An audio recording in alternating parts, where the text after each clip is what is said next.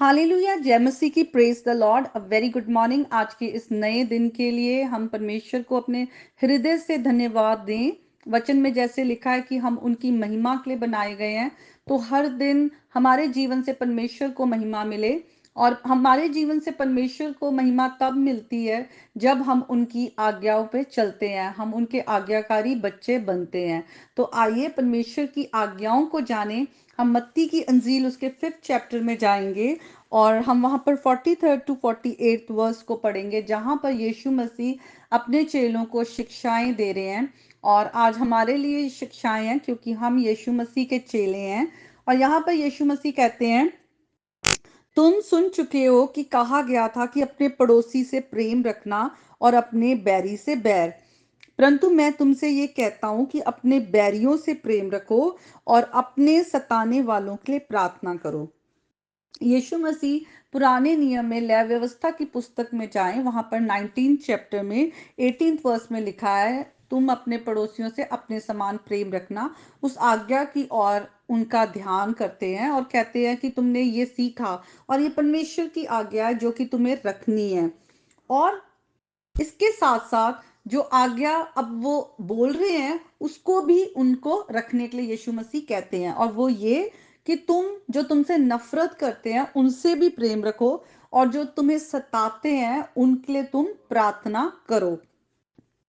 हम अपने जीवन में देखते हैं कि हम सालों साल से मसीही हैं।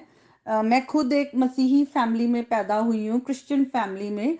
और हमें कहा गया कि हाँ, हम ये वचन पढ़ते रहे हैं बहुत बार कि तुम दूसरों से प्रेम रखो और जो तुम्हें सताते भी हैं उनके लिए भी तुम प्रार्थना करो और उनसे तुम प्रेम रखो।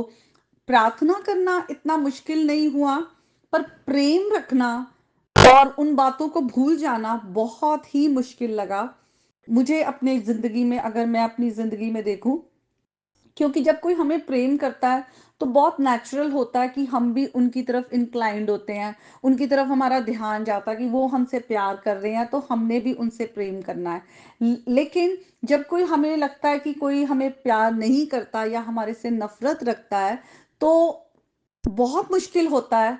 हम उनसे, बेशक हम उनसे वैसी नफरत ना रखें मसीही होते हुए, या हम उनके लिए प्रार्थना भी करें कि प्रभु उन्हें बुद्धि दे, समझ दे। लेकिन जब प्यार दिखाना हो, प्यार दिखाना शायद मैं अपनी जिंदगी में बहुत बार फेल हुई। जब तक मुझे ये समझ नहीं आया कि मैं परमेश्वर के आगे कितना रिबेल करती हूँ, मैंने परमेश्वर की कितनी आज्ञाओं को तोड़ा है। मैं परमेश्वर के प्रेम के लायक नहीं हूँ, लेकिन परमेश्वर ने मेरे पर अपना अनुग्रह दिया है, मेरे पे अपनी दया दिखाई है और अपना पुत्र मुझे दे दिया है। प्रभु यीशु मसीह ने मेरे गुनाहों के लिए क्रूस पर अपनी जान दी है और मेरे को पाप के रास्ते से बचाया है, मुझे मृत्यु से, अंधकार से बचाया है। जब इन बातों को मैंने समझना शुरू किया, तो आज मेरे लिए आसान होता है कि मैं, मेरे अंदर ये होता है कि मैं किसी से भी नफरत नहीं कर सकती, और मेरा दिल लोगों के लिए प्यार से भर पाता है जब मैं इस बात को समझ पाती हूँ। और उसमें भी ऐसा नहीं है कि मैं परफेक्ट हो गई हूँ, बिल्कुल भी नहीं। क्योंकि बहुत बार जो मेरा फर्स्ट जो एक होता है, जो दिमाग में आता है, अगर कोई मुझे पसंद नहीं करता है या कोई मेरे खिलाफ बात कर रहा है, तो वो फर्स्ट थॉट जो होता है वो बिटरनेस का ही आता है, गुस्से का ही आता है कि उन्होंने मेरे साथ ऐसा क्यों किया। पर फिर मुझे अपने माइंड को रिन्यू करना पड़ता है, जैसे कि रोमियो की भी पुस्तक उसके 12th चैप्टर में लिखा है कि तुम अपने अपने जो विचार है, अपने सोच विचार है, उनको रिन्यू करो और उसके द्वारा, रिन्यू करने के द्वारा तुम बदलते जाओ। तो तब मेरे अपने माइंड को रिन्यू करके अपनी थॉट प्रोसेस को बदलना पड़ता है कि नहीं, यीशु मसीह ने मुझे माफ किया, यीशु मसीह ने मुझे प्यार किया है, यीशु मसीह ने मुझ पर दया दिखाई है, यीशु मसीह मुझे बार बार माफ करते हैं। तो मुझे भी दूसरों पर दया दिखानी है, प्यार करना है, उनके लिए प्रार्थना करनी है, उनको ब्लेस करना है। जैसे कि यीशु मसीह ने कहा कि तुम, जो तुम्हें श्राप देते हैं उनको तुम आशीष दो, जो तुम्हें सताते हैं उनके लिए तुम प्रार्थना करो, तुम सबके साथ अच्छा करो और अपने दुश्मनों से प्रेम करो। तो ये खुदा का वचन आज हम सबके लिए जब कहता है, क्यों? क्योंकि आगे यीशु मसीह ने कहा जिससे तुम अपने स्वर्गीय पिता की संतान ठहरोगे, क्योंकि वे भलों और बुरों दोनों पर अपना सूर्य उदय करता है, धर्मियों और अधर्मियों दोनों पर मैं बरसाता है। हम परमेश्वर के आज्ञाकारी बच्चे बनते हैं जब हम परमेश्वर की आज्ञाओं को मानते हैं।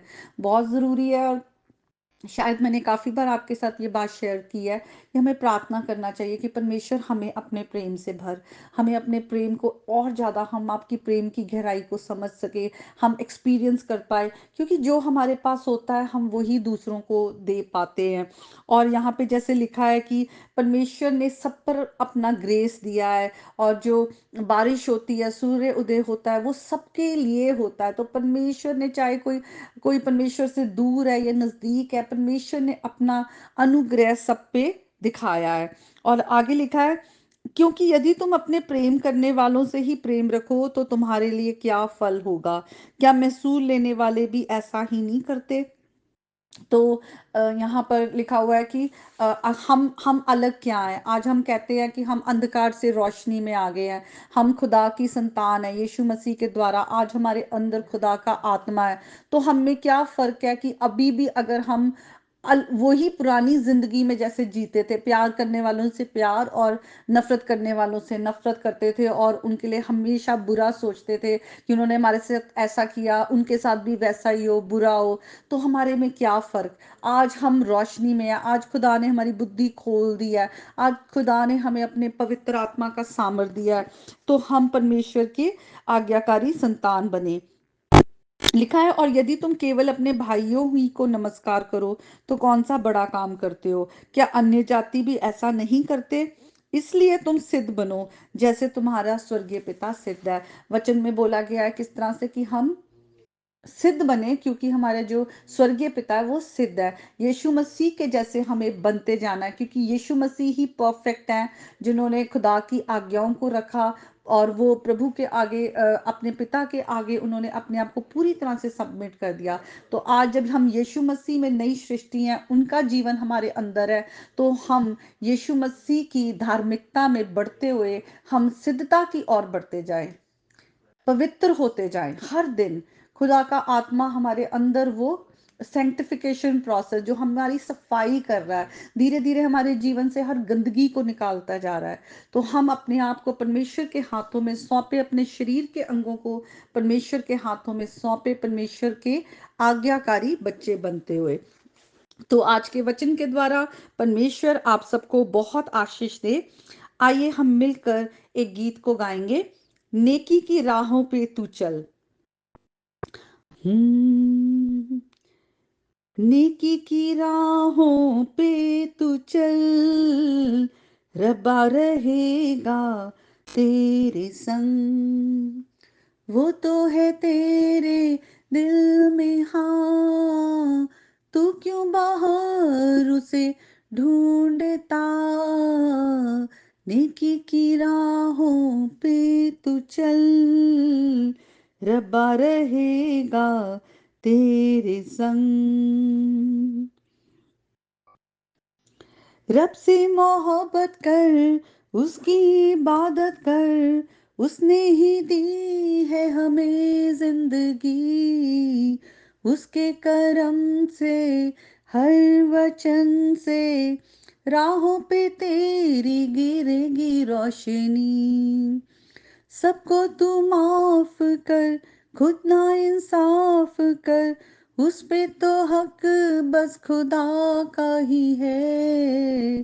तू औरों से इस कदर मिल, जैसे तू चाहे वो तुझसे मिले। कहे यीशुआ तू ईमान ला, तो पर्वत भी तेरे हुक्म पे चलेगा। नेकी की राहों पे तू चल, रब्बा रहेगा तेरे संग। हालेलुया। सचमुच आज हम परमेश्वर के वचन को पढ़कर परमेश्वर के बताए हुए रास्तों पर चलते रहे, तो परमेश्वर की जो रोशनी है, उसकी उपस्थिति है, वो हमारे साथ जो है बनी रहती है। तो आज के वचन के द्वारा परमेश्वर आप सबको बहुत आशीष दे, प्रभु यीशु मसीह के नाम में आमीन। May God bless you all.